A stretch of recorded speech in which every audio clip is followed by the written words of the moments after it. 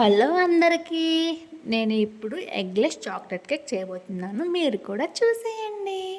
దానికోసం ఒక బౌల్ తీసుకొని 1 కప్ మైదా, 1/4 కప్ కోకో పౌడర్, 1/2 కప్ షుగర్ని మిక్సీలో వేస్తే పౌడర్ వస్తుంది. ఆ పౌడర్, పించ్ ఆఫ్ సాల్ట్, కొంచెం బేకింగ్ పౌడర్, బేకింగ్ సోడా, కొద్దిగా ఆయిల్ వేసుకొని వీటన్నింటిని బాగా మిక్స్ చేసుకోవాలి. ఇదిగోండి, ఈ విధంగా మిక్స్ చేసుకోవాలి. ఇప్పుడు దానికి సరిపడేంత మిల్క్ పోసుకుంటూ కేక్ బ్యాటర్ వచ్చేంత వరకు కలుపుకోవాలి. ఇదిగోండి, ఈ విధంగా కేక్ బ్యాటర్ రావాలి. మనం ఏ ప్లేట్లో అయితే కేక్ చేయాలనుకుంటున్నామో ఆ ప్లేట్ని డస్టింగ్ చేసి పక్కన పెట్టుకోవాలి. ఇదిగో అలా.